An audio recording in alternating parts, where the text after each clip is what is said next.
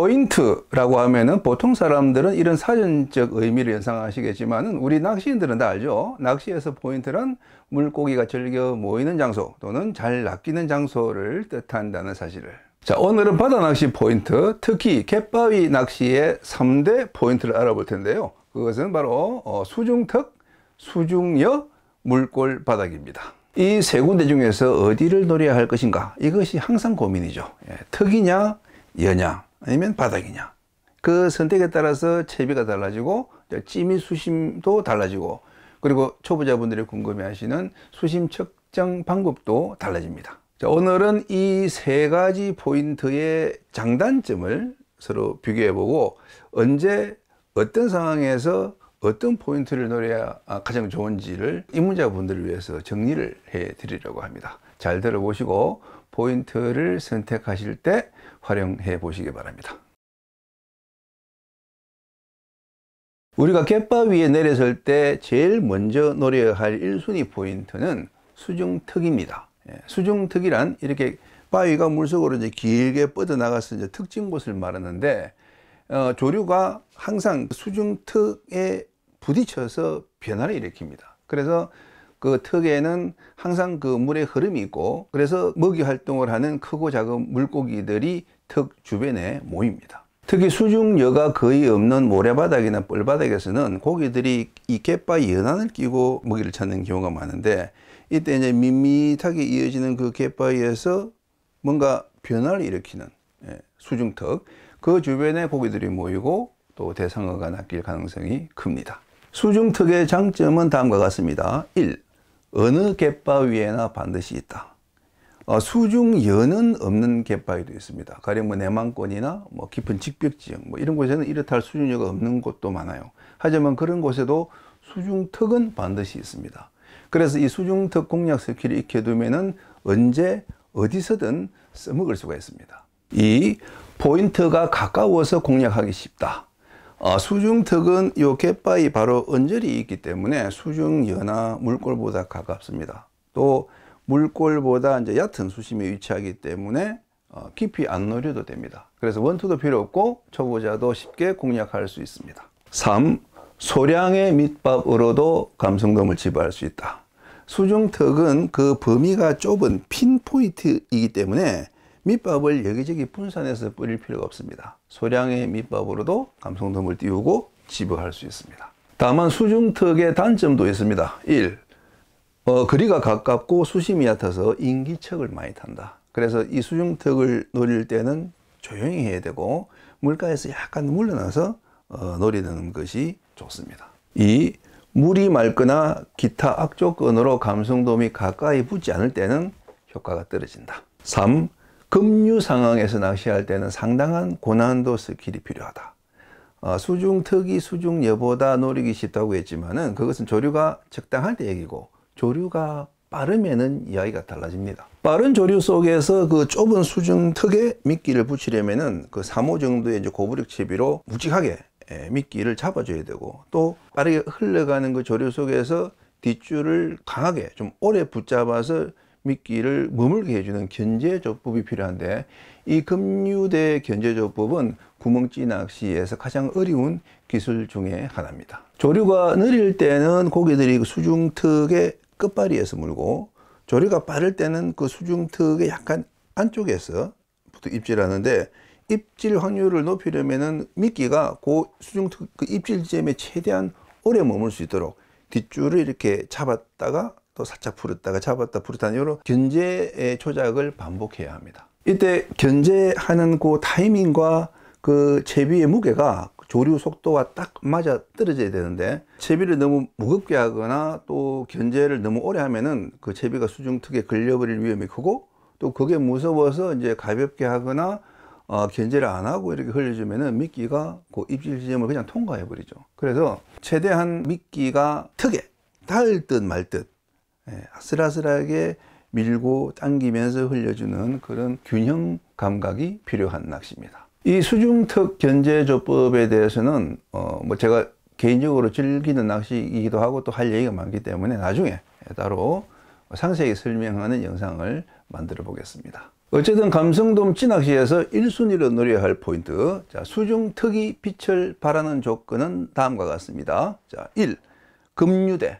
그리고 2. 맞조류. 예, 정면으로 이렇게 받쳐 들어오는 이 맞조류는 먼 곳의 수중열을 공략하기가 어렵기 때문에 이 발밑에 수중특이 거의 유일한 포인트가 됩니다. 자, 3. 너무 깊은 급심지대. 감성돔이든 참돔이든 뭐 돌돔이든 뱅에돔이든 우리가 낚시로 노리는 대상어들은 너무 깊은 수심에서는 입질이 뜸합니다. 가령 뭐 발밑에 수심이 바로 한 15m로 떨어지는 곳이 있다. 그러면은 그곳의 감성돔은 바닥보다 그 한 중간에 한 7, 8, 9m 그 정도 수중 턱에서 낚일 가능성이 큽니다. 그런 포인트가 신안 그 만제도, 거문도의 서도, 또 추자도의 뭐 나바로나 직구도 뭐 이런 곳들인데 그런 곳에서는 그 바닥을 노리는 것보다 그 중간에 수중 턱을 노려주는 것이 훨씬 입질 확률이 높습니다. 자, 4. 물색이 탁한 곳, 그리고 5. 밤낚시터. 자, 물색이 탁한 곳과 밤낚시터는 모두 이 물고기의 시야가 제한되는 상황입니다. 그래서 이때 이제 물고기들은 조금이라도 더 이제 잘 보이는 그 시야를 확보하기 위해서 얕은 곳으로 올라옵니다. 그래서 밤에는 이 바닥보다는 그 수중턱 상부에서 이제 입질이 활발한데 3m 수심 또는 뭐 2m 때로는 거의 1m 수심까지 떠서 그 수중턱 위에서 입질하는 경우가 많습니다. 수중턱 다음으로 노려야 할 곳은 수중여입니다. 내가 내린 갯바위에 뚜렷한 수중턱이 없거나 수중턱이 있긴 한데 수심이 너무 얕다거나 또 수중턱도 있고 수심도 적당한데 조류가 약한 상황이면은 이 감성돔이 갯바위 가슴자리를 잘 붙지 않은 상황이기 때문에 그때는 멀리 있는 수중여를 노려야 됩니다. 수중여의 장점은 다음과 같습니다. 자, 1. 낚시인과의 거리가 멀어서 인기척을 타지 않는다. 그리고 2. 수중턱은 사냥할 때만 올라붙는 사냥터지만은 수중여는 사냥터이자 그 은신처의 기능까지 가지고 있어서 먹이 활동이 저조한 그 활성도가 낮은 감성돔까지도 노릴 수가 있다. 자, 3. 멀리 떨어진 수중여는 손을 덜 탔기 때문에 자원이 많을 가능성이 크다. 그래서 여를 노릴 때는 최대한 이 시야를 넓게 잡아야 됩니다.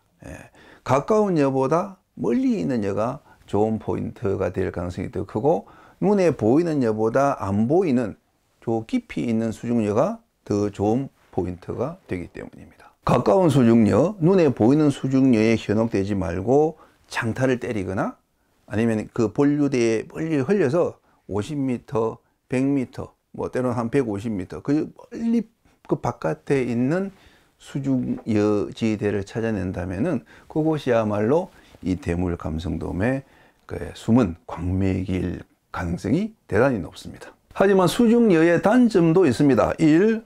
빠른 횡조류나 맞조류에서는 노리기가 어렵다. 그리고 2. 장타 능력이 없는 초보자는 찌와 밑밥을 멀리 못 던지기 때문에 공략하기가 어렵다. 수중여가 특히 빛을 발하는 조건은 다음과 같습니다. 1. 자, 수심이 멀리까지 얕은 곳, 그리고 2. 조류가 약한 곳, 그리고 3. 본류 낚시, 그리고 4. 파도가 있는 날. 감성돔은 습성상 잔잔하면은 바닥을 기고 파도가 치면은 떠서 움직입니다. 그래서 파도가 치는 날은 바닥보다는 이제 수중여나 수중턱을 노려야 되는데 수중턱은 그 파도의 그 반탄유가 이 채비를 자꾸 밀어내기 때문에 그 수중턱에 미끼를 붙이기 어려운 상황이 되죠. 그래서 파도가 일 때는 수중여가 제1의 명당이 됩니다. 초겨울 북서풍에 백파가 일 때 그때 초자도, 태도, 가거도의 그 얕은 여밭이 이제 명당이 되는 이유가 그 파도 속의 감성돔은 그 여 사이를 누비면서 먹이를 찾기 때문입니다. 자, 5. 한겨울에서 영등철, 연중 최저 수온을 기록하는 이 시기에는 감성돔이 저 깊은 곳에 있을 거라 생각하는 분들이 많은데 의외로 얕은 여밭에서 잘 낚입니다. 그 이유는 이 햇빛이 이 투과되는 그 거리가 있기 때문에 깊은 곳보다는 얕은 곳이 이 햇빛도 잘 들고 수온이 더 높기 때문이죠. 자, 6. 밤낚시. 밤에는 감성돔이 먹이를 찾아서 얕은 곳으로 올라옵니다. 그래서 이제 수중특이나 이제 수중여, 그 중에서도 이제 수중여의 그 상층부, 흔히 이제 엿등이라고 부르는 그 수중여 상층부가 1급 포인트가 됩니다. 특이나 여에서 입질이 없을 때 최후의 보루는 물골 바닥입니다. 여기저기 이제 수심을 더듬어 봤을 때 가장 깊이 가라앉는 곳, 그곳이 바로 이제 물골 바닥이죠. 이 물골에는 활발하게 이제 먹이 활동을 하는 물고기는 적지만은 큰 고기가 은신하기 좋은 장소여서 마리수는 없지만 일단 입질을 받으면 씨알은 굵은 편입니다. 물골 바닥의 장점은 다음과 같습니다. 자, 1. 감성돔의 은신처와 가까워서 저활성의 감성돔도 낚을 수가 있다. 그리고 2. 밑밥이 흘러서 쌓이는 곳이어서 시간이 갈수록 집어 효과가 높아진다. 그리고 3. 불안기라도 깊은 수심에 스쿨링된 어군을 만나면 종종 마리수 저항을 거둘 수가 있다. 하지만 물골의 단점도 있습니다. 자, 1. 물고기의 사냥터가 아니기 때문에 폭발적 입질을 만나기는 어렵다. 그리고 2. 물골의 고기들은 활동이 소극적이기 때문에 입질이 미약하다. 그리고 3. 바닥을 꺾는 낚시를 해야 하기 때문에 미끌림에 의한 채비 손실이 많다. 물골이 빛을 발하는 조건은 다음과 같습니다. 자, 1. 수심이 너무 얕아서 그 수중특이나 수중여가 눈에 보일 정도로 노출된 곳. 그 다음에 2. 물색이 너무 맑아서 이 수중특이나 수중여가 눈에 보일 정도로 노출되는 상황. 자, 3. 저수온기나 고수온기, 수온이 너무 낮거나 반대로 너무 높은 시기에는 이 고기들이 깊은 물골에 은신해 있는 경우가 많습니다. 자, 4. 조류가 멈추거나 미약한 상황. 수중특이나 수중여가 아주 잘 발달된 곳이라도 조류가 없으면은 감성돔은 그 특이나 여 상층부로 올라붙지 않기 때문에 그때는 바닥을 노리는 것이 좋습니다. 자, 5. 매일 밑밥이 뿌려져서 바닥에 쌓여 있는 곳, 건거리 갯바위 터나 방파제처럼 매일같이 낚시인들이 드나드는 곳에는 밑밥이 항상 그 바닥에 쌓여지기 때문에 감성돔들도 그 바닥에 밑밥을 주워 먹는 데 익숙해져 있습니다.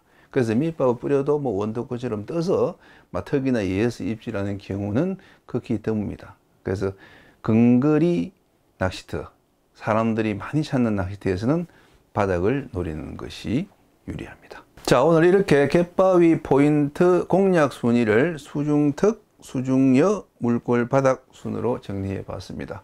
내가 낯선 갯바위에 처음 내렸다 그러면은 이 순서대로 노려 보시는 게 좋습니다. 수심 체크도 같은 기준으로 진행하시면 됩니다. 저는 이 감성돔의 개체수가 많은 원도에서 주로 이제 낚시를 하기 때문에 바닥보다는 그 수중 여나 수중특에서 고기를 낚은 기억이 많습니다. 그래서 무게추를 달아서 바닥 수심을 재지 않고 밑끌림을 통해서 수중특이나 수중여의 그 위치를 파악해서 그곳을 집중적으로 노리는 낚시를 합니다. 하지만 감성돔의 개체수가 적은 내만에서 낚시할 때는 이 무게추를 달아서 바닥에 수심을 찍고 그곳을 집중적으로 노리는 게 더 나을 수가 있습니다. 자, 이처럼 낚시는 현장의 그 특성에 맞춰서 하는 것이 맞습니다. 하지만은 내만이라도 봄, 가을에 어군이 몰리거나 또 활성도가 높을 때는 원도권처럼 여나 그 턱에서 입질이 집중되는 그런 날도 있다는 것을 꼭 기억하시고, 1턱, 2여, 3골 요 순서만 잘 기억하시면은 언제 어디서나 효율적인 낚시를 할 수가 있을 겁니다.